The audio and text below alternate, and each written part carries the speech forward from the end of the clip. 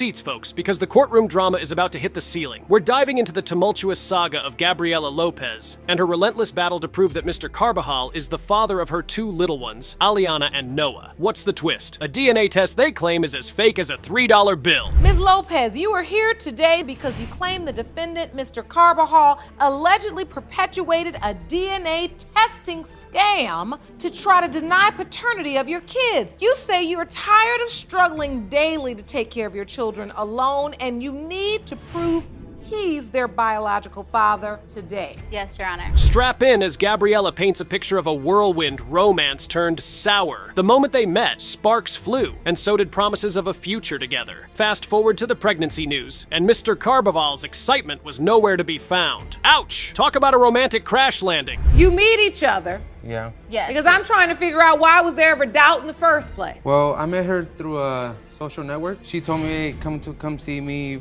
for the weekend or just one night. So I went to go see her. And that day that I went to go see her, she'd be like, we basically have sex that first night. It was not Boom. that Yes, first night. it was. No, Yes, it no, was it the wasn't. first night. Yes, No. it was. Yes, it was. No, it was not. Yeah, whatever. Just when you think it can't get messier, Mr. Carbajal's sister throws a curveball. She's got doubts bigger than the courtroom. According to her, the kids might as well be strangers in their family portrait. And Judge Lake? She's on the edge, folks. Her patience thinner than ice in spring. They're saying they were at the hospital. You say they weren't? They were at the hospital after they were born. I was there when Aliana was born, when she was being pulled out of my daughter. Second time around, he wasn't there either for the Noah's birth. I was there for Noah's birth. I was there for both babies. Why could I be? Why is it? Because you were could never not- Yeah, I was around. gonna You go. I changed was your going. phone number. Mr. Carbajal steps up with a soap opera-worthy twist. Concerns over a cleft lip that's missing from his family's genetic menu. Gabriela counters with a calendar mix-up defense that could spin heads faster than a merry-go-round. This courtroom has turned it into a battlefield of genetics. You have an issue regarding the fact that he has a cleft lip. Yeah. You say no one in your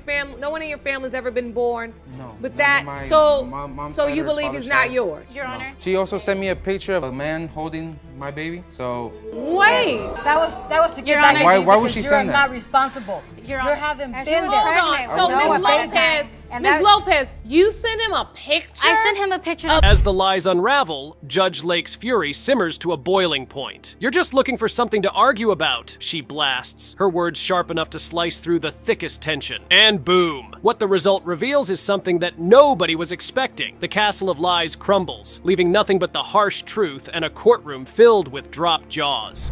Mr. Carbajal, you are not her father. Okay, now we have the answers for Aliana. We still have to get Noah's. My mom wouldn't have spent so much money on those tests to we be spend a swabbing lot of other money. people. We spend a other lot of kids. money to do those tests.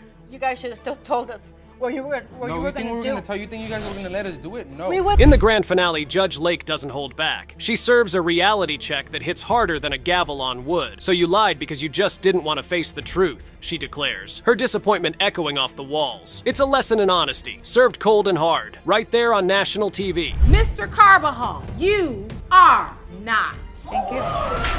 Noah's Thank father. you, Your Honor. Thank you. Thank you. Thank you, Your Honor. What do you gotta say? What do you gotta say for yourself? Huh? Why you been lying to me that they're my kids when they're not? And you know, my Who you mom been got really sleeping with? attached to them. Fasten your seatbelts because the courtroom drama is about to go full throttle with a tale of emotional manipulation that could make even a soap opera blush. Ms. Renfro is aiming to prove Mr. Toozy is the reluctant father of young Kendall who's caught a genetic disease allegedly from Papa himself. Ms. Renfro, you claim you are 100% certain that the defendant is the father of your 6-month-old son, Kendall. You say Kendall was born with a serious medical condition and believe it was genetically passed down by the defendant. And that's why today's paternity results are critical. Is that correct? Yes, Your Honor. The plot thickens as Mr. Toozy spills the beans with a shaky voice and evasive eyes. He admits to memories of intimacy with Ms. Renfro, oh yes, but claims protection was always in play. Wait for it, because he can't remember texts suggesting he might not be the daddy. Oh, the convenient amnesia strikes again. Judge Lake is having none of it. Her eyebrows might just hit the ceiling. He don't want to take financial responsibility. He hasn't been there. He wasn't there through my pregnancy. When I had the baby, my baby, he wasn't there.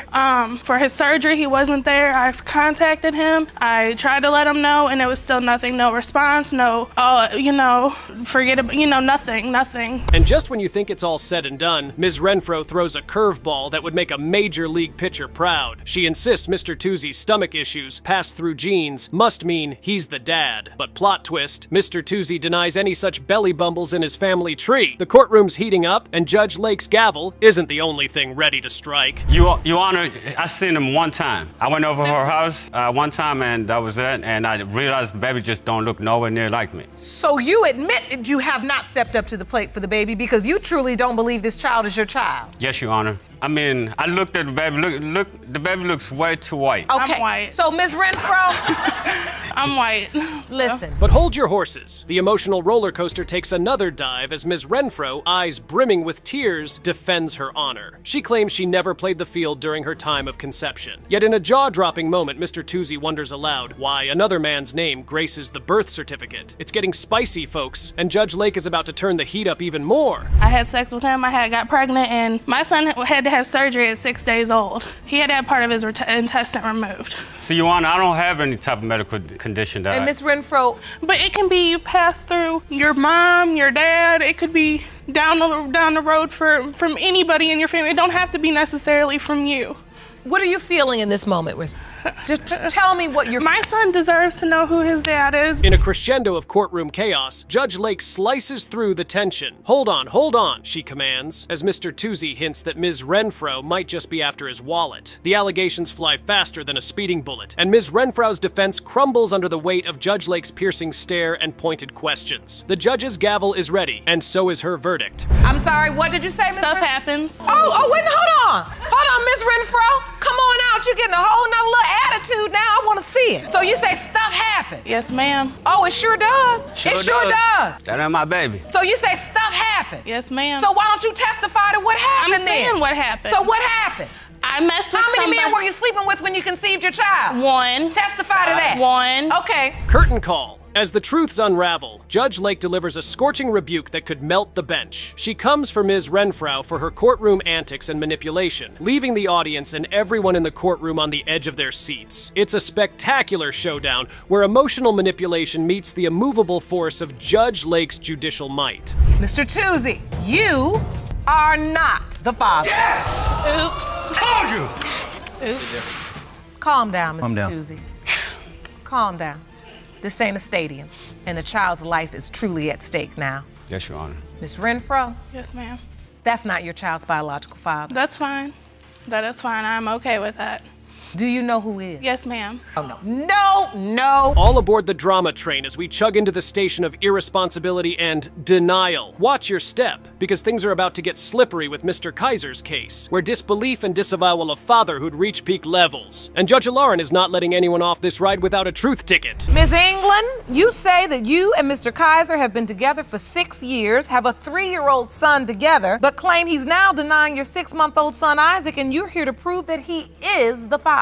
Yes, Your Honor. Mr. Kaiser, you acknowledge one child with Ms. England, but say Isaac is not yours. You say that during your separation from Ms. England, she slept with another man, and you are 100% sure. Mr. Kaiser steps into the spotlight, doubt dripping from every word as he declares his disbelief in being the father. He throws shade like it's sunny, suggesting Miss England's brief affair during their separation is the real culprit behind the pregnancy. The courtroom buzzes, and you can almost hear the collective gasp as Judge Lake sharpens her gaze, ready to dissect every word. The whole time, I stepped up back, true enough. But I stepped up back because we already had a 2-year-old son together, you know what I'm So saying? you accepted her back. You said, you know what, I did let's accept try her back, again. but she was still pregnant by his other man the whole time we were together, Your Honor. Your Honor, that's I- not, I- that's So the not whole true. time, back. let me ask you this, Mr. Kaiser, the whole time she was pregnant and you accepted her back, you're thinking the whole time and she's pregnant by another man, or were you Right. thinking? But wait, there's more! As Mr. Kaiser spins his web of suspicion, Miss England England fires back with a tale of neglect and emotional distance. She paints a picture of a man so distant, a telescope couldn't bring him close. The plot thickens, and so does the tension, with Judge Lake steering this ship through choppy waters, her patience wearing thinner than the evidence Mr. Kaiser is clinging to. I left because when my sister died and he was not there for me, and I needed a shoulder to cry on, I didn't have it. Right, so you went with this other guy. I went with the other man because he made it unbearable for me at the house. He wanted And to now fight, you and I say didn't have that the this mind. man, Mr. Kaiser, is baby Isaac's biological father. Yes, ma'am. Okay, listen, the question is Yes.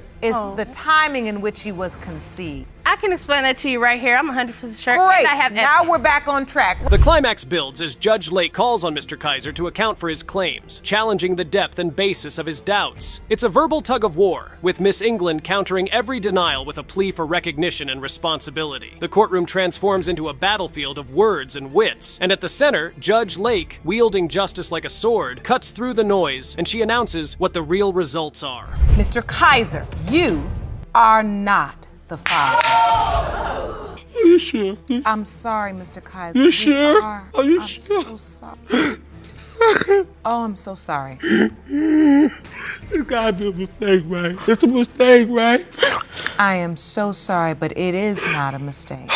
You are not baby Isaac's But he biological can be his father. In a moment of courtroom drama gold, Judge Lake delivers a reality check that lands like a thunderclap. "You all still arguing now?" she thunders, her voice echoing off the walls, loaded with disappointment and disbelief at the childish antics unfolding before her. It's a lesson in maturity served up Judge Lauren style, spicy and unfiltered. It doesn't matter if DNA or not, he can be that boy's father.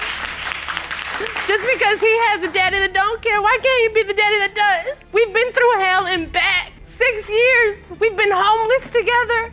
We've had to struggle to get where we are now. I don't think it has to end because it's not his blood. Our other child he raises just fine. I understand. We, in this courtroom, recognize that We're zeroing in on Ms. Phillips, who's on a mission to prove Mr. Daniels is the father of her child, despite his untimely death. The stakes? As high as they can get, with inheritance and identity on the line. Fasten your seatbelts. Judge Lake is about to navigate through this storm with the precision of a seasoned captain. Miss Phillips, you claim that you are certain the defendant's deceased son, Philip Daniels, is the father of your 3-month-old daughter, a miracle, phenomenal Daniel. You say it wasn't until after his tragic passing that Ms. Williamson began to deny her grandchild. Yes. You believe today's results will prove what you already know, that a miracle is her grandchild. Is that correct? Yes. The scene sets with Ms. Phillips, steadfast in her belief, claiming Mr. Daniels is the biological father, amidst swirling doubts and contested memories. But Mr. Daniels' mother, Toya, is not buying any of it. She challenges Ms. Phillips' story, pointing out inconsistencies as wide as the Grand Canyon. The courtroom's tension could be cut with a knife, and Judge Lake's sharp gaze misses nothing. My daughter needs the death benefits of her father,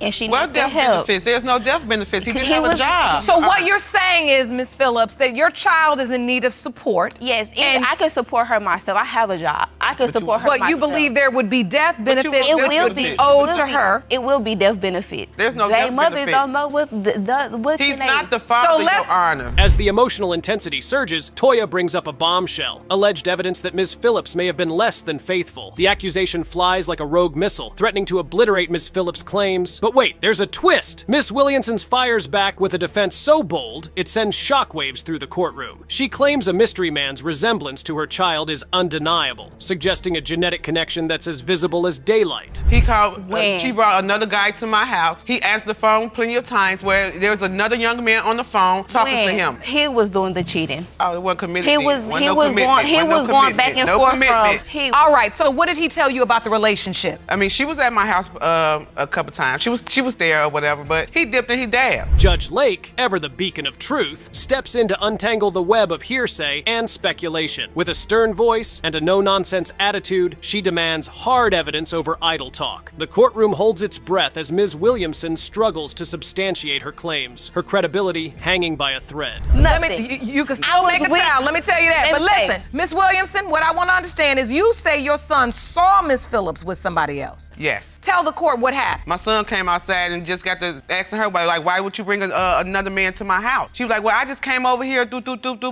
boop.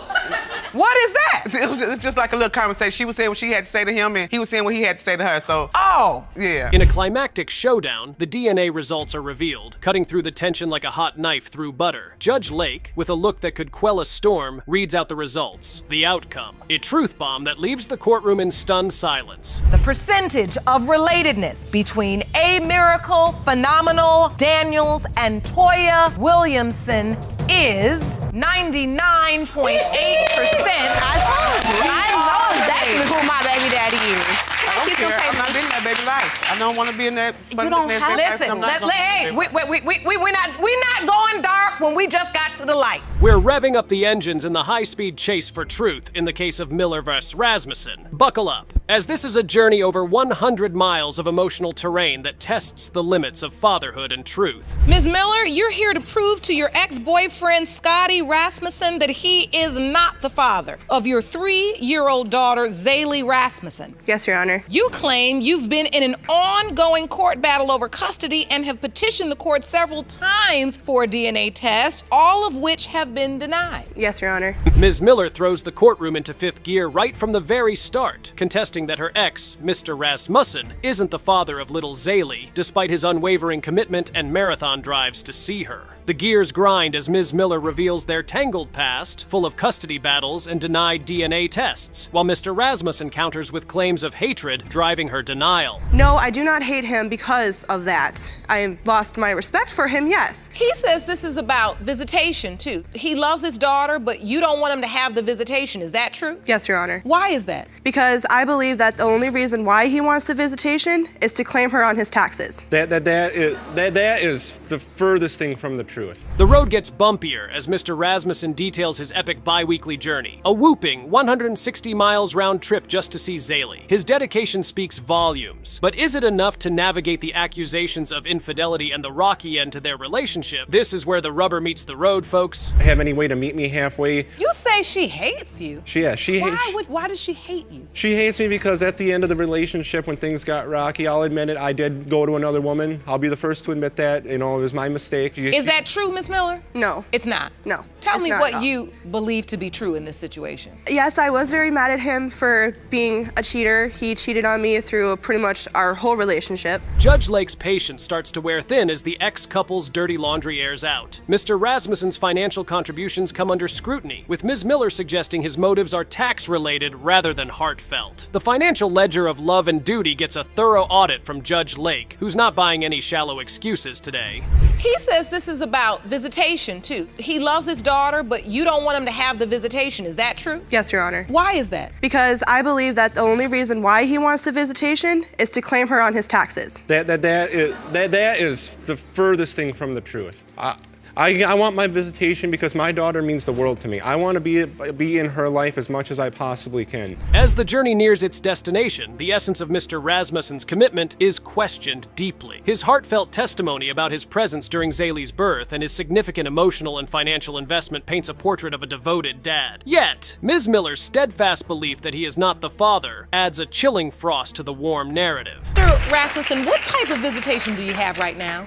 Right now, it's every other weekend, but I've had to jump through so many hoops to get to this point. At first, it was that fly-by-night, just make a date whenever you want to and, you know, go from there. But obviously, that didn't work. And then sometime after that, we started out where I had to sit with Miss Miller and my daughter at a park for 4 hours once a week for 4 weeks. And then after that, I got her for 4 hours. In a dramatic conclusion, Judge Lake steers the case to a heart-stopping halt. The DNA results are in, and the truth is laid bare, leaving no room for doubt. The courtroom's atmosphere thickens with tension and disbelief, all while Judge Lake highlights the real victim in this high-stakes drama, little Zaylee. It is Miss Miller's reaction that pisses her off, and she gets the short end of Judge Lake's temper. Ugh, what a mess. Mr. Rasmussen, you are not the father.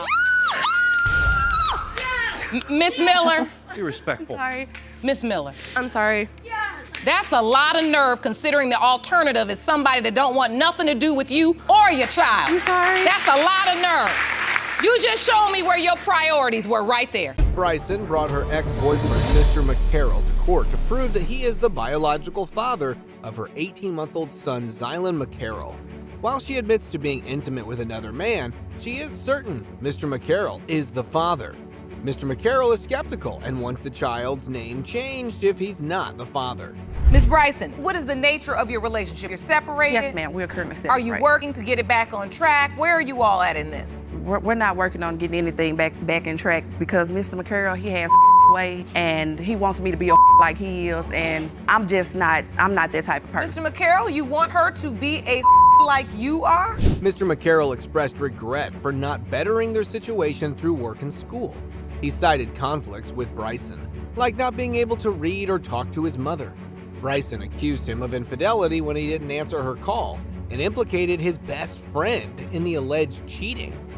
As you can imagine, that is a very interesting book. She upstairs with the baby. I'm downstairs because I'm trying to read. She come downstairs huffing and puffing. I've been downstairs too long. I'm too quiet. I'm reading the book.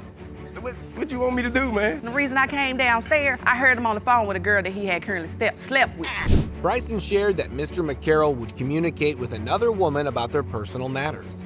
She expressed feeling undermined by him. When she got pregnant with Zylan, they were separated and he was with another woman. Despite being with someone else, he would still make advances towards her. She deeply loved him and wanted all her kids to be his. Your Honor, I braided his hair. I asked the guy that I was in a relationship with, could I do his hair? He said yes. He came over and was flirting on me, touching on me. Every time we speak on the phone, I try to call and let him talk to the kid. Every time that we speak on the phone, he always flirts. I never, ever cheated on him when we were together, ever. You just cheat on other people with him? Yes. Bryson asserts that Mr. McCarroll portrays her as the guilty party, though he is the one who cheats. While she has cheated in the past, it was with him because of her deep love for him. Upon getting pregnant, she ended things with another man to avoid causing him pain. Bryson's dream was to have a family with Mr. McCarroll. I wanted to have a family with him. I wanted to get married to him. Like I said, I've been with him since I was 18. I love him. Any man I ever talked to know that I love him, okay? I wanted to have a son. I wanted to get married. He didn't want to give it to me. He didn't want to settle down. And I got it. And obviously ain't no man gonna be included in it because I haven't tried to even get into a relationship because I know I feel hung over him. Bryson, after initially testing negative for pregnancy at a doctor's visit, later found herself pregnant. Within that time frame, she was intimate with Mr. McCarroll, who was seeing another woman. Despite the rendezvous, he later claimed he couldn't recall the encounter.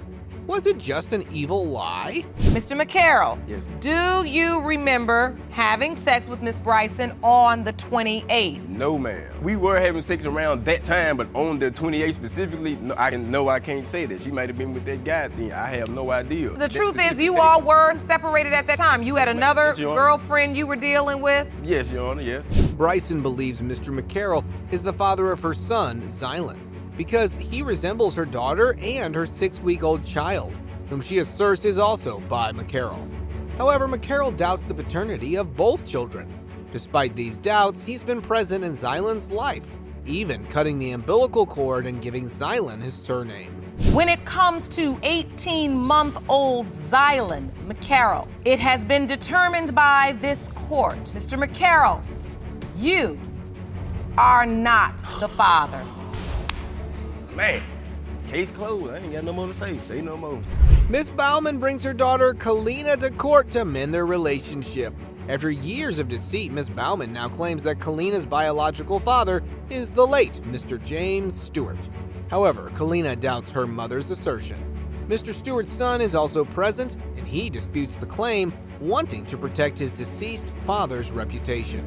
Why are these results so important for you today? Over the years, I have lied to my daughter, and for the past 4 years, it's become very hard on our relationship. I used to be real close to her, and now it feels like I've literally tore it completely apart. And I need to prove to her that her father is James Stewart. Kalina struggles with her relationship with her mother, uncertain about her mother's honesty regarding her life. For years, she believed Mr. Watson was her biological father. However, just before high school, she learned he wasn't while being forcibly separated from her mother and made to live with Mr. Watson. I found out during this summer, I was forced to be taken out of my mother's house and go to his house where I had no contact with my mother. And then when I finally was able to go back around to my mother, she told me that he might not be my father and that James Stewart might be my father. During a pivotal moment in Kalina's life, she discovered through a paternity test that Mr. Watson was not her biological father. This revelation shattered her trust, leading to feelings of betrayal and confusion about her mother's 16-year deception. This strained their relationship, with Kalina distancing herself from her mother for a significant period. I happened to go to work one day, and Mr. Watson had recently got married. So he literally walked up in my house, and yes, he did come in there and take her. He told me, since you want to sit up here and say this ain't my daughter, prove it. I turned around and I went downtown and I requested a paternity test. The results came back, and I sat there and I told her, I said, you know, I didn't do this to hurt you. Kalina grapples with trust issues stemming from years of deceit by her mother regarding her paternity. Judge Lake discerns that Kalina's skepticism isn't solely rooted in the revelation about Mr. Watson, but also from an overarching doubt about her mother's credibility. Kalina's sentiment suggests that there could be more secrets lurking, further shaking her sense of identity. Mr. Stewart, Yes, Your Honor. when you heard about Miss Bowman, did you believe that you all shared a biological father? No, Your Honor. You didn't? No, I didn't. Explain. My father has had numerous of women say that their children was his, and this came to find out that it wasn't true. Judge Lake is probing the timeliness to determine the veracity of Miss Bauman's claim. While Miss Bauman insists she was working with Mr. Stewart's father around the time Kalina was conceived, Mr. Stewart counters that his father had already left the job by early 1994, a year before Kalina's conception.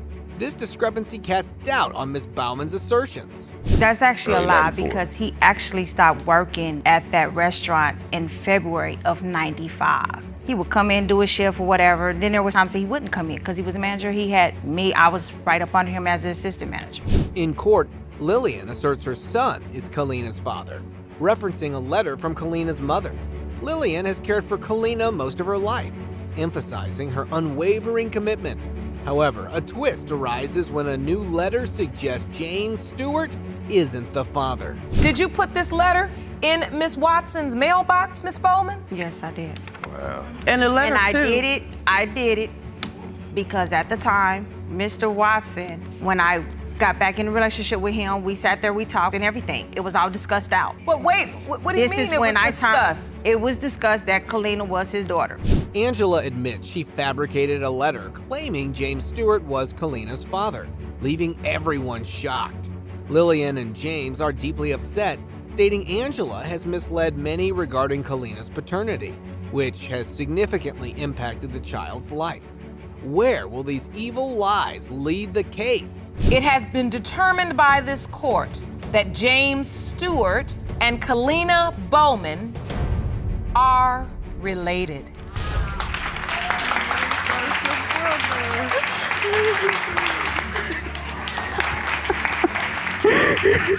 Miss Brown believes her cousin, Mr. Travis, is being deceived by Miss McNair.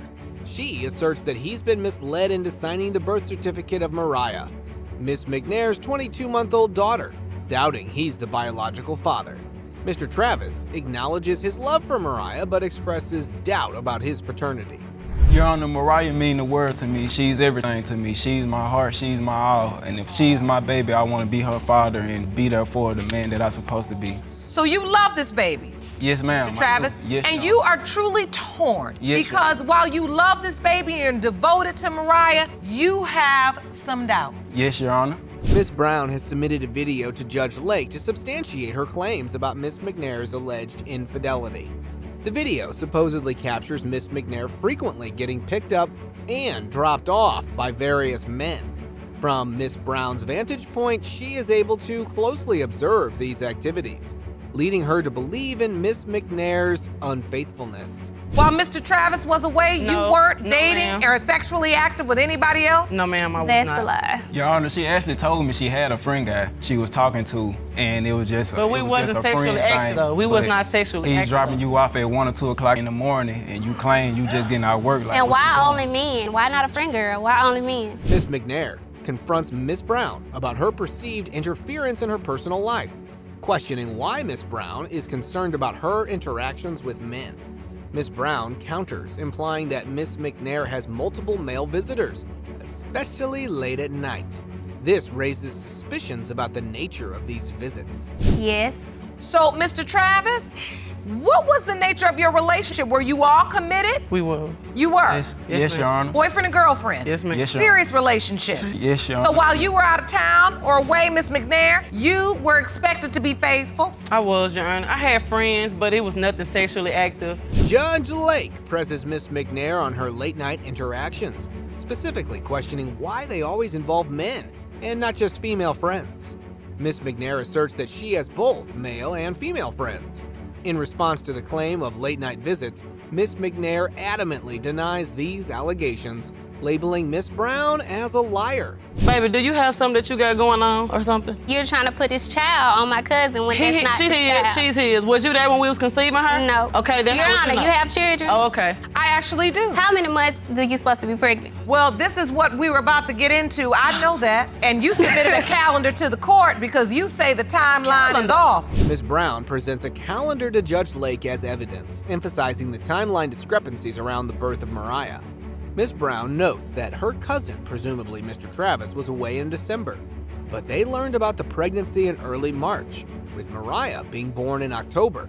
Counting back 10 months from the birth would imply a discrepancy. You count back 1, 2, 3, 4, 5, 6, 7, 8, 9, 10. That'd be 11 months. Might as well be a year. Which means the You need to window mind your of business, baby. You need to find you something to do and talk about besides me and my relationship, honey. You've been pregnant a year though, almost a year. It just don't add up. It don't add up. A whole year? Whatever, Tierra. I thought 9 months. Judge Lake questions Miss McNair about the timeline of conception, given that Mr. Travis was away in January, which aligns with the window of conception for an October 3rd birth. Miss Brown is adamant that Mariah isn't Mr. Travis's child. Miss McNair counters by questioning Miss Brown's intentions and asserts she knows the identity of her child's father. Mr. Travis, you are not the father.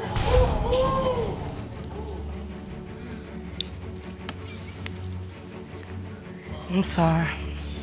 Miss McKinney is in court to prove to her husband that he is the biological father of their 11-month-old daughter, Mariah.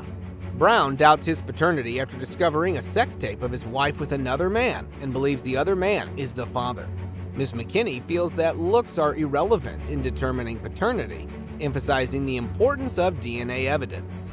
Ms. McKinney, tell us why this court date is so important to you. He's denying the fact that that's his daughter, and it's not about looks, it's about DNA. And I'm here today to prove and show that he is the father of Amira Brown. Mr. Brown discovered an explicit video on Miss McKinney's phone.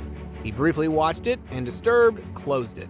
Miss McKinney admitted to meeting the man from the video on a dating site during an off period with Mr. Brown. The court questions her about her choices. How do you end up with another man doing a sex tape? At the time, me and Mr. Brown was off and on. How did you meet the other man? I met him on a dating website. We started talking online, and then I finally met him in person, and he came to my house. So how often were you sexually active with this man? 10 times. Mr. Fowler met Miss McKinney on a dating site. The day they met in person, Mr. Brown was present, but they were not together. Fowler and McKinney began a sexual relationship. He believes she had ended her relationship with Mr. Brown. The timeline indicates they had an affair for almost a year. So you started having unprotected sex with Ms. McKinney. Yes. And you all had sex all of 2016. Correct. When did you find out she was pregnant? Well, me and Miss McKinney met up, and she told me she was pregnant in June of 2017. Mr. Brown and Miss McKinney were intimate around April and May of 2017, and Mariah was born in April of 2018 due to complications, although her original due date was April 23, 2018. Mr. Brown found out Miss McKinney was pregnant in July. When you found out, did you say, oh, I'm so excited, or did you say, is this my child? First, I'm like, oh yeah, I'm excited. And then when we went to the hospital back in September, they would say she was 11 weeks pregnant. And then when they told her the due date. It was 12 weeks. Yeah, 12 weeks. 12 weeks pregnant, actually. She said it was complicated. I just felt like something wasn't right. When McKinney was given the due date of April 23rd for Mariah's birth, Mr. Brown felt something was off about the pregnancy. When she told him she was pregnant, he was aware she had been intimate with another man. At Emriah's birth, Mr. Brown was present but did not sign the birth certificate because he believed Emriah didn't resemble him. Mr. Fowler, you are not the father. Thank you. Mr. Brown, you are not the father. Miss London and Miss Drake were in the hot seats, squabbling over their alleged sisterhood. However, the million-dollar question was it a genuine blood connection or just a plot for some quick cash?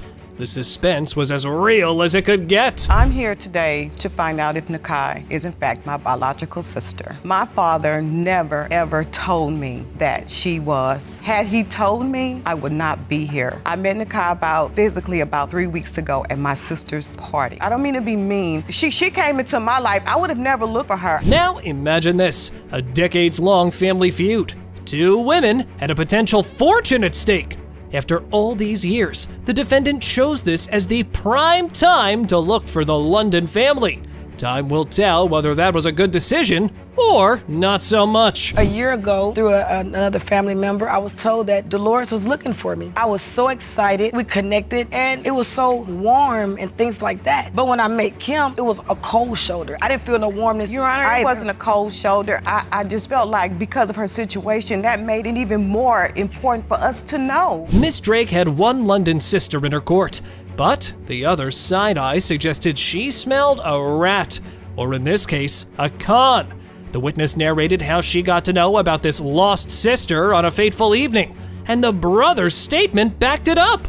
Looks like Miss London was all alone in her corner. One day, my brothers were having a conversation, and they was talking about Nakai. And I guess she was around about 9, and it wasn't a long conversation. They just brought it up, and I was like, wow, I have a younger sister? I just couldn't believe it. And so they brought it up to you? Yes. During what? Between the two of them, yes. They did? Mm-hmm. And they said, you said, I can't believe I have a sister. I can't. All alone, but still standing strong. Yep, the plaintiff wasn't budging from her stance, man. Not a chance. Moreover, she went into detail about how she suspected Miss Drake had ulterior motives.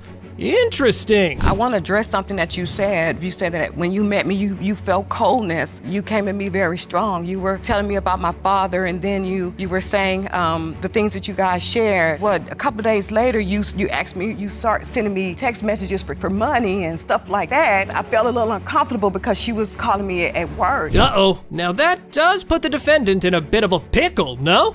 Asking for money just after a week of meeting? Something ain't right.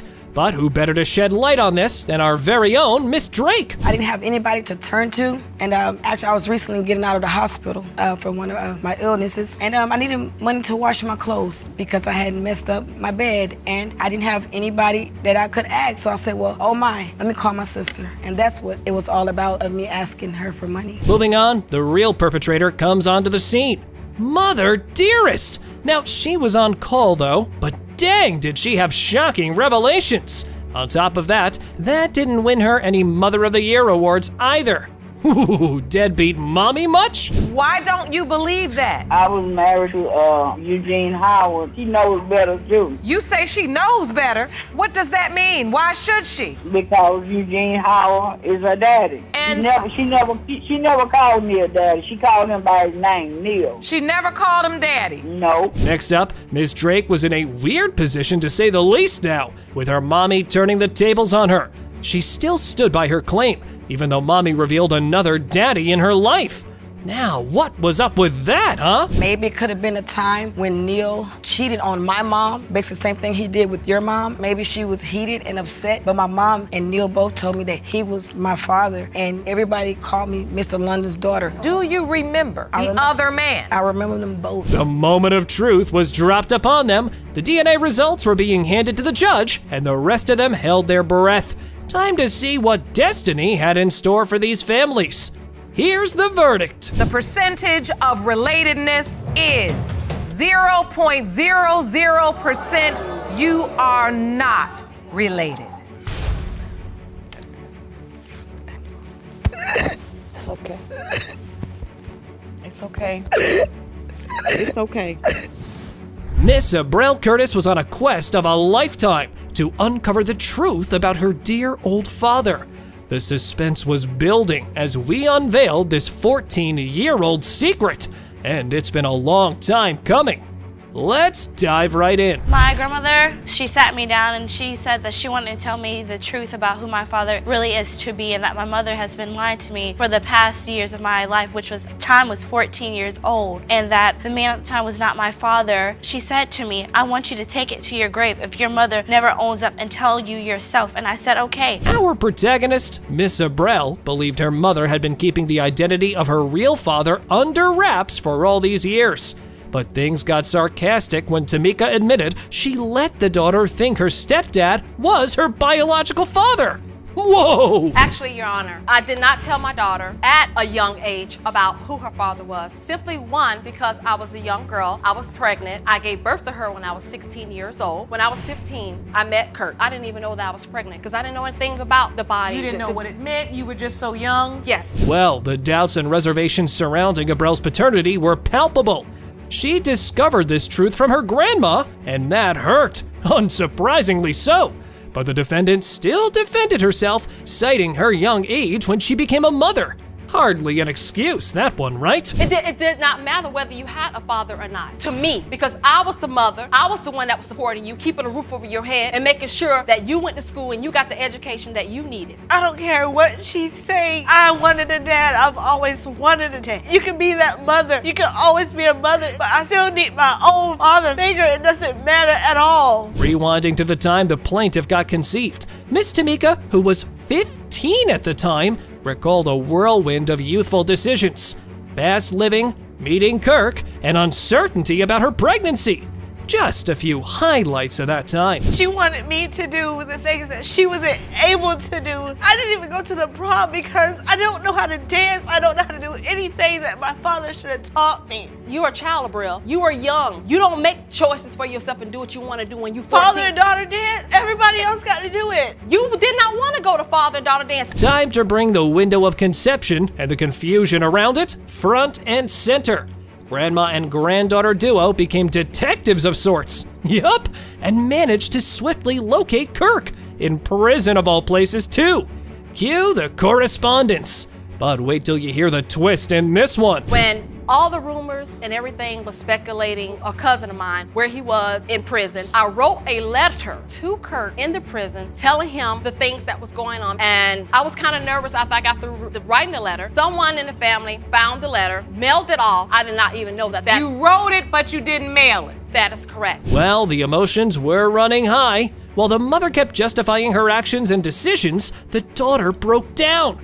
Guess the years caught up to her. And what did Mommy do next? She brought up her witness, who also had doubts. Well, Your Honor, I'm actually somewhat doubtful. And having said that, it's because the way the situation went down. When Tamika initially told me, hey, I'm pregnant, you're the father. But as I remember, she was also in a relationship with someone else. That was actually convenient for me, being that I was with somebody. Buckle up, because all the pent-up emotions were pouring out of the plaintiff. No turning back now. It seemed the supposed baby daddy made a few promises while in prison that he obviously failed to fulfill.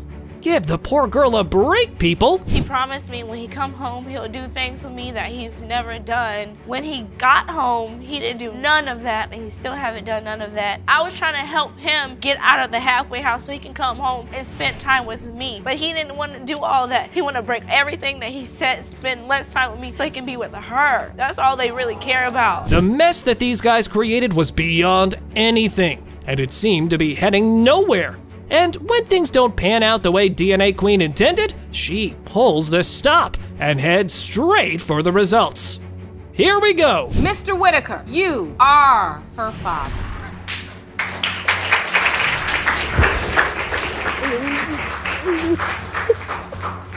Mr. Whitaker, Miss Curtis, how you feel, Miss Curtis? I feel really good. I'm really happy to have my dad. The stage was set as a daughter brought her mother to court for some much-needed answers. And boy, did these guys have a ton of skeletons in their closets. And all were about to come out today in all their glory. I don't no idea. Things that were said, things that were done. It's apparent that you feel badly about it. I see the emotion on your face. Are there certain particular regrets that you have? But you I tried understand best I that could. she has a right to know who her father is. Yes. So our key players were on a roll, to say the least. Miss Ferguson had enough of her mom's attitude and shenanigans, and she was gonna tell the whole world now. And that didn't sit too well with the mommy. While she left the scene, the daughter still continued. Oh boy! I was supposed to be her little secret keeper. You know, I was supposed to be the only one to know that she was sleeping around. And I couldn't handle it anymore because I love him like I love him. Right. I figure I have 2 dads, and now this dad is telling me that this dad might not even be my real father. It appears Miss Munsell had a habit of cheating, and the daughter was the key witness to that part. However, the revelation that the plaintiff might not be the stepfather's daughter hit him like a ton of bricks. It's like twist after twist with this despairing tale. First met her at a party. I found out after this because that's when we met. She slept with 4 guys that night. It was my 4 friend. guys in one night? Yes. You know this for a fact or you heard? No, it's been, we were dating, you know, and moved in with each other. Within like 2 weeks, my sister started calling me saying, hey, there's cars down at the house like every other day. Finally, the mother returns back to the court, and the years of all the mess she created made her apologize to the daughter. Alas, if it only went the way apologies are intended to go, because it definitely didn't. And you told me all it was to find out about your dad. It is, and I told you I want to repair our relationship Well, there too. is no repair and now. you won't open up. There See? is no You always Stop. give up on Let us. me Yes, finish. I'm sorry. I'm not a perfect mom. I never tried to be. You know, I did what I could do. But I love you, and I never once regretted having you. Oh, that was painful to watch. However, in a last-ditch effort, the daughter appealed to Mother Dearest again. Sadly, the response was no better than the first one. This mommy was one tough nut to crack. I wanted to ask you what you think about it, so I didn't have to bring you here. Then I guess you should have instead of bringing Mom, me how here. am I supposed to when I know the results? I'll get text messages instead saying, oh, I can't believe you're gonna put me through this. And that's all I I can't ever believe get. you're doing it now, so let's just get the results so we can be done. The big reveal was here, and a long time coming for these guys. This was one emotionally packed ride, and saying these guys were miserable would be the understatement of the century. On to the results. Mr. Ferguson, you are her father. This sucks. I told you. So really from this day on, you're not gonna talk to me anymore? Mr. Morgan was suing his former mistress to establish paternity over baby Amaya. However, Miss Gentry Lee was sure he was not her guy. Well, no love was lost between these guys. Let's get to unlocking this paternity mess, shall we? I simply believe that she's denying this because we're no longer in a relationship and we're not going to be. So you think she's just saying you're not the child's father because she's not with you anymore? Yes, because I moved on. Is that true, Miss Gentry Lee? No, Your Honor. Let's rewind a bit. It appears we have gotten another he said, she said fiasco on our hands, folks. Mr. Morgan, the smooth operator in the world of artist management, met Miss Gentry Lee, whose relationship with a potential artist was as stable as a Jenga tower after a few too many drinks. One thing led to another, and bang! We've got ourselves a love story that's messier than a celebrity breakup. Miss Gentry Lee, did you think you were dating someone where you had the potential to be in a real relationship with him? At the moment, yes, Your Honor. But what he said is a whole lie. Well, it's how do you see- completely a lie because he asked me to come over and chill with him that night. So he wasn't said, "Come around, over and chill." And we led into sex. So how did Miss Gentry Lee end up with a bun in the oven? Well, it's one wild ride involving a quickie, an argument, and even catching Mr. Morgan in a compromising situation with her family member. Yep, just when you think this story couldn't get any more scandalous, it does. What more do we want, right? He was bringing other women in, like my family member. He was sleeping with your family He was member? sleeping with my family member, Your Honor. So sorry. I completely told him I was done, so he called me back September the 19th, Your Honor. So I stayed with him September the 19th. We did a quickie. Then I left him that day and went with another guy, Your Honor. Moving on, the defendant didn't tell the baby daddy about impending pregnancy. However, he took matters into his own hands. Though that ended up being a false alarm, baby mama, however, had some controversial plans at such an age. Oh, mama! When she went and took that test, they told her it was inconclusive and they needed to draw blood. She called me and told me that herself. I said, okay, she said, I've been here all day and I'm getting irritated. I do not want to sit here any longer. What happens after that? I didn't really ask her any of that. I'm a very observant person. Me and her. Because we was too busy getting drunk that night because I was so upset that I was not pregnant. Amidst this chaotic paternity, Mr. Morgan started waving around an ultrasound report, and that led to one very important question. If mommy didn't believe him to be the father, why send the report, huh? You don't send a man that you do not believe you're pregnant with their child. Why would you send me an ultrasound? I don't care if I requested it or not. Well, she probably could have articulated that better if she wasn't 18, 17. Okay, and in my defense, as far as I mean, that's the problem. Well, baby daddy had an interesting theory suggesting the ever-changing moods of this baby mama. A classic case of baby having a baby. The girl wasn't out of her teenage years and wanted to have a baby.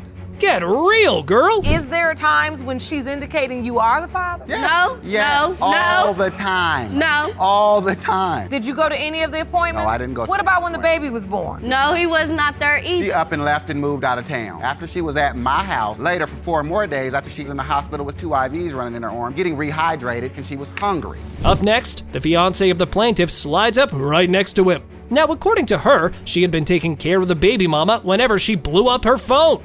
But Miss Gentry Lee kept interjecting. She texts all the time, and she was texting him and saying how she was hungry and stuff, and he was like, one day it's my baby, one day it's not. I'm like, no, you can't do that. She's gonna come over here, she's gonna get her something to eat, she's gonna get her some rest, because I'm a mother myself, you know? Your Honor, that's a lie because I went over his cousin's house. I went over his cousin's house. You came to my house because I wanted you to be there. Now, in a desperate attempt to save face, baby mama presented her conception calendar based on her math.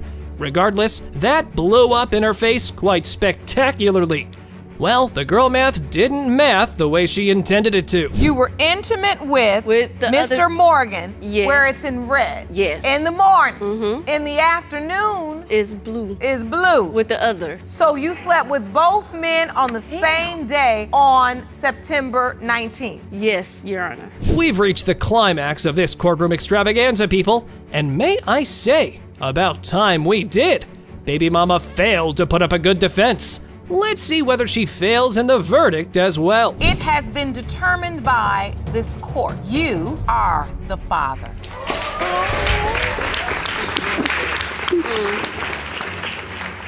I don't get her. We've been through hell and back. Born. I never got to hold her. I never got to. She moved away when she was 8 months pregnant on I us. offered you to stay at my house. You could have stayed. With me. Miss Fleming, on behalf of her son, took the stand and sued Miss Jemison for alleged baby-related deception. Yep, and even provided proof that the baby daddy wanted this as well. Brace yourselves for a paternity roller coaster where doubt and desperation were about to collide head on. Here we go. Your Honor, it's so important to me, first of all, because I love Adriana and I love Alina. My family needs to know. We need to know the truth. My son has asked me several times. He explains that he does not want his family to not be certain. So that is why we're here today. And there have been several things that have taken place. Now, the baby mama and Miss Jemison's relationship started like a comedy of errors. Baby Alina's paternity was as clear as mud. The defendant was indeed not 100% positive that Mr. Carthen was her guy, but she managed to back up her claim by a 6th digit though. See for yourselves. Calvin was basically staying with me. You really believe Calvin is the father? Yes, Your Honor. I really believe that he's the father. There's no doubt in my mind that he's not the father of Alina at all. I know because my daughter was born with a 6th digit, and that the extra digit is genetically passed from the father's side of the family. Well, it certainly takes more than one trait to find a resemblance. But worry not, because the baby mama had a bunch of those. Oh yeah, she launched into the whole list of them and cleverly took the other guy out of the equation. Not so fast, Missy. She's born with a lazy eye. My daughter has a lazy eye. And I did notice a while ago that Natasha had a lazy eye in the same exact eye. And it's the same thing. And my daughter was born with dimples. His grandmother has dimples. I don't know where the dimples come from. Right, I don't know. But his grandma was born with dimples. The other guy don't have dimples. He don't have an extra digit. If the baby's mommy came with medical mysteries, the plaintiff came with a witness. Yep, the dear old sister of the baby daddy. Now, she wasn't so much of a fan of her brother's girl, and went into a colorful description of her, which Miss Jemison, as usual, refused to accept. I know that he was with her at times, but I've heard rumors in the beginning, not even from him, saying that, she was loose. And I know for a fact, I was not loose. I know was for single. a fact. I don't know why she's so adamant, because she states herself that she slept with other people. I slept with one other guy. Yes, how do other people, just one other guy. It takes one time to make it. The case was marred with confusion. Both parties presented their cases, and both didn't seem to budge from their stances. In the midst of all this, a statement from the unavailable son was revealed, and he just tooted the same old horn. Paternity test, paternity test. Feels like the baby is his. He doesn't feel like she's not his. He doesn't like the tension. He doesn't want the tension between the two. It's only them that don't see that that's his baby. I've taken her to his previous jobs. I've taken her out anywhere, and people that know what he looks like and then know what I look like, when I first brought her home, when people seen her, they're like, wow, she looks like both of you. Well, hello, Dolly. It appears Miss Jemison brought along a witness of her own as well. And you wouldn't believe who tagged along with her, Mr. Calvin Carthen Sr. Oh yeah, the daddy of the baby daddy. Now it's a family affair through and through. I would represent my son, and my son wishes, and I know he would be here with her right now as we speak, and that's why I'm here. So you believe, Your Honor, he hasn't talked to my son. your son's belief Your Honor, that he hasn't talked to my son since my son has gotten arrested. No, He that's hasn't not true. talked He to him. spoke to him last week. I put him on a three-way. Oh, Yeah. Spoke to that his was the son. first time I in 6 spoke. months. I'm sorry. The moment these guys waited for, and quite eagerly, had finally arrived. Time to spill the paternity beans. Although Miss Fleming withdrew her claim to sue the defendant, she still wanted the real answer. Here it is. Miss Fleming and Mr. Carthen are not related to Alina Carthen. I'm sorry I was not able to give you all the answer you wanted. I'm going to be 100% behind her regardless. Miss Jemison, I do have to ask, are you certain this other gentleman is her biological father? This baby was out for blood, though she wanted only a particular man, the defendant. She claimed he was the baby daddy. He, on the other hand, didn't fall for that trap. And so, fate brought them here for some much-needed, desperate answers. He's too busy hanging around with his homeboys, getting into every other woman he can find, and just too busy to take care of his responsibilities. Is that true, Mr. Davis? No, Your Honor, it's not correct. Why are you denying it? She want me. It's never about the kid. It's always about, That's a lie. You want to be with me. That's a lie. Let's date. That is a lie. Nobody wants you. You want everything. Everybody is about you. All right, paternity maniacs, let's dive right into how all this began. Well, it was a digital love story for a digital age. What started as a casual friends with benefits arrangement wasted no time in turning into a sarcastic dance of emotions and mistrust swirling around.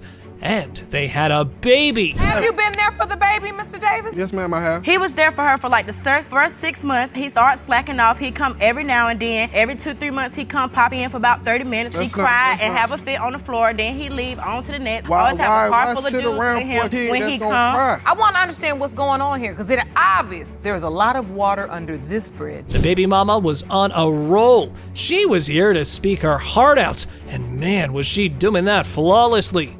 The offer of the DNA test came up, but the question of payment got in the way, and things ended up pretty messy. He never paid for it. He came up, he didn't come when she was born, because I guess he was working then. But when he came to the hospital, he said, oh, she looks just like my other son. Did you ask for a DNA test when it came to Skylar? Yes, ma'am, I did. You did? Yes. Did you ever have one? No, ma'am. So that's true, you never got the DNA test? We've seen a range of reactions to the news of pregnancy in this courtroom. However, this one phone conversation was definitely on the list of priceless. The baby daddy had a ton of doubt, and he went in quite some detail over this. When I come up, it's always her on the porch and a group of dudes. And so one day I come over to visit, and when I come, she runs straight to the back room. She runs to her room, then runs in the bathroom. She stays in the bathroom for about 5-10 minutes. Her sibling runs out. He like, oh yeah. He's calling me her ex-boyfriend name. You know what I'm saying? Kept calling, so I'm like, shh. I said, oh, where he at? He was, oh, he just left. Well, the mysterious broken window added fuel to the fire, aka the doubt hovering over the window of conception.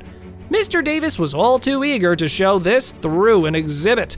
Good for us. We didn't miss out on such an entertaining occurrence. So when I come in, the window was sitting down. When you break a window from the other side, from the inside out, it's not made for you to put the window back in. So the window was broke in an A, you know what I'm saying, in an A shape right here. This was bent, and it was sitting right here and didn't have enough time to fix all that up. The window's already sitting there, means that somebody had already jumped through this window. First of all, I live in a neighborhood where the maintenance ain't even good. That's why the window's like that. So, Miss Perry was a heck of a lot sure about her having no hanky-panky during the time of conception. Admittedly, she had all the fun afterward. The baby daddy, on the other hand, obviously didn't buy it. And so, he went on sharing another shenanigan of the baby mama. One day, we got into it. So I'm like, I just asked him, I'm like, so who you been chilling with lately? You know what I'm saying? Just asking, you know what I'm saying? One of my homeboys whispered something in my ear, let me know something. So I just asked, you know what I'm saying? Who you been kicking it with lately? Well, I let this guy, perform, but we never did anything. I'm a man. That ain't happening without the other thing happening. You know what I'm saying? It ain't going down like that. It was time to close the blinds on this paternity mess, and the only way to do that was to unveil the contents of the DNA results sealed shut in that envelope. These guys already share one child. Let's see if they had another one, too. It has been determined by this court. Mr. Davis, you are the father. That's good. You said that's good? So you're happy your doubts are alleviated? Yeah, I'm happy to get that out of the way. That's all he is something out the way. He still ain't gonna do nothing after we leave here. Hold on, let me get this straight. Miss Glover is here in paternity court with her 2 sons, and she's claiming that they didn't father the children of 2 women who are standing across the aisle. Well, I guess that's one way to spice up a family reunion. Let's see how this plays out. Why do you believe your son Donnell is not the biological father of 10-month-old Ariana? Because she's a baby. A maybe baby? Yes, Your Honor. What do you mean by that? Because I didn't know nothing about her until she was in the hospital giving birth to the baby. That was my first time meeting her, hearing anything about her, knew nothing of her. So, our alleged grandmama here was all about wanting to be in the picture.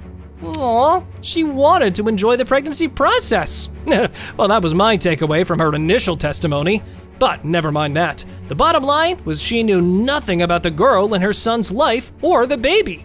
Let's see how our defendant justifies this. No, I never knew her, but I knew her son for 8 years. So for him, but for him my son not for 8 years, Your Honor, excuse me. You knew my son for 8 years. If you was really a factor in his life, I would have knew you too for 8 years. But if you knew the factors in your son's life, you should know bottom who's line in to the and out story. his life. We are very close. But he can father a child with a non-factor. That's understandable too. Feels like the son might be hiding something. What, can there be another affair? Or was he just using Miss Staten as his 7-Eleven? Well, that we're gonna find out in a little while. But it's shocking to find out they've been together for 8 years, and our Mr. Donnell has also signed the birth certificate. I sense a contradiction. This is your signature, right, Mr. Glover? You did sign the birth certificate? Yes, Your Honor, that's my signature. Hold on, let me explain something to you real quick, Your Honor. I knew she was pregnant before she was pregnant, cause I had that gut feeling. Now, I know I had slept with her, I had that gut feeling. So I went to her, asked her, I said, yo, you pregnant? She said no. Now, a few months down the line, she finally admitted she was pregnant. It was the other dudes. I swear, man, there's too much involvement by the parents in this case. And you know why Miss Staten doesn't recall denying Mr. Donnell's paternity out of anger? But according to Miss Glover's son, did tell her father about the possibility of another man being the father. Now that's what you call daddy's little princess. Now, let me go back real quick. Let me flip the script back 8 years before this, Your Honor. Does anybody want to go back to the beginning? This non-factor sure has a lot to do with your life for 8 years. I'm finna hit you real quick, though, Your I Honor. think you're not admitting that you were actually in a relationship with this young girl. Oh boy, get ready for this part. As according to our plaintiff, he had a hearing ability better than a Pokemon. Just kidding. He told the court about the restaurant incident, where he overheard the employees talking about Miss Staten. What in the world is that coincidence?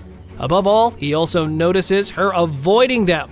And after that, Mr. Donnell made a timeline in his head. I slept with Miss Staten on the 10th. Okay. Now. Of November. Yes, ma'am. All right. She said she conceived on the 30th. Now, I know math. I know she know math. That's 20 days apart. Now, I had the Jimmy on that night, Your Honor. Now, I want to know how do sperms stay floating around unless I'm a bad man. 20 days. So your point is you use protection. Yeah. Let's just cut to the chase, folks. Mr. Donnell claimed he had been involved in caring for the child since day one.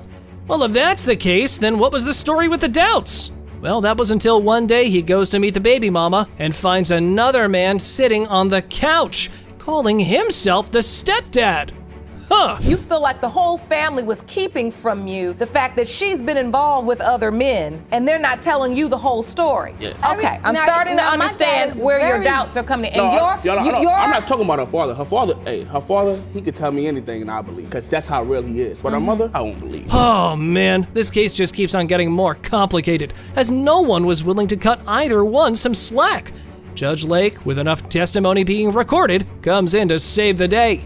Let's see if the baby mama did have only a friend over, or someone we might have to label something else. Mr. Glover, you are not her father. I know this was a disappointment. Unfortunately, your instincts were correct. And that day you walked into the house, I think your gut feeling obviously was correct. Miss Robinson's life was shaken hard when she discovered that another man, Mr. Thompson, claimed her paternity. Confused with the situation, she came to court with the man whom she believed was her father. And now she badly needed answers today. Me and her mother had relations while Miss Fresneda was away. When Miss Fresneda came back into the picture, I stopped seeing Sonia and she was pregnant. When the child was born, family members came to me stating, that she looks like me and things of that nature. And Mr. Thompson quickly stated that when Mr. Fresneda was away, her mother was sleeping with him, and they quit their thing when Sonia got pregnant. But his family members insisted that he resembled Miss Robinson. Upon this, the judge asked Miss Robinson about her bringing up. I would have never suspected that my dad, that I know as my dad, to not be my dad because he never treated me no different. So I would have never suspected. Now, he says he heard things from your family members. You've never heard those murmurings, whispers through the grapevine? Nobody never told me anything. They just left me in the dark. Nobody said nothing to me about it. I have to say that learning about your paternity doubt at 29 years old is not a good thing. And taking this much time, the plaintiff shared that after her mother's death, it was her choice that Mr. Fresneda would raise her daughter.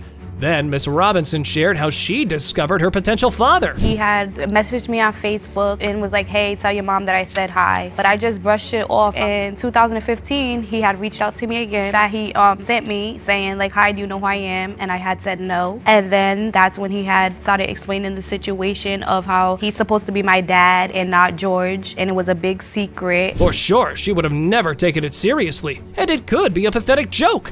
But this wasn't a joke, as Miss Robinson shared it with her aunt, and to her shock, she was informed of the same story.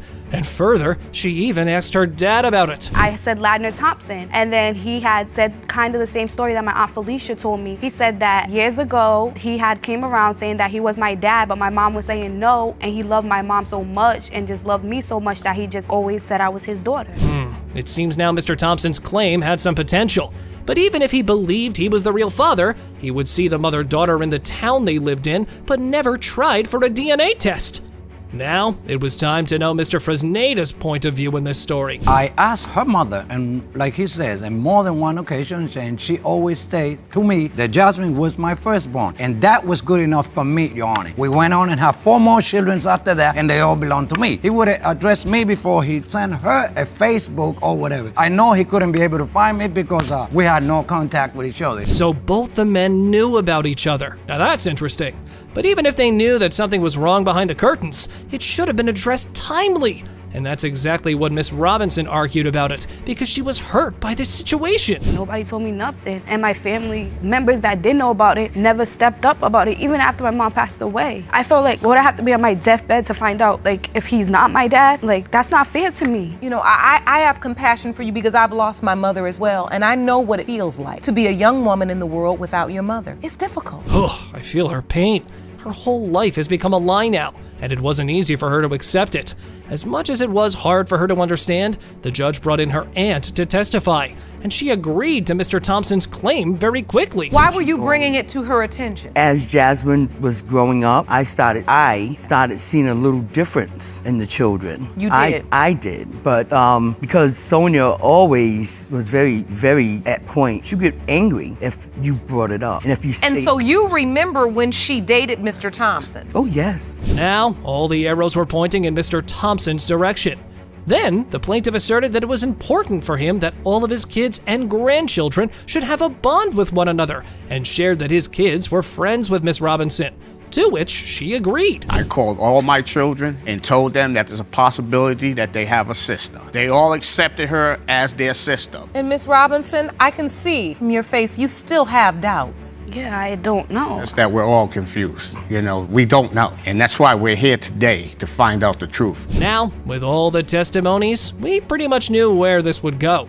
But still, the real father's name was sealed in that envelope. And to get this truth out, finally, the judge was ready to read the results. It has been determined by this court. The biological father is Mr. Thompson. Thank you. Sorry. You're all right. Sorry. Yeah, don't worry. That's my heart. That's my number one.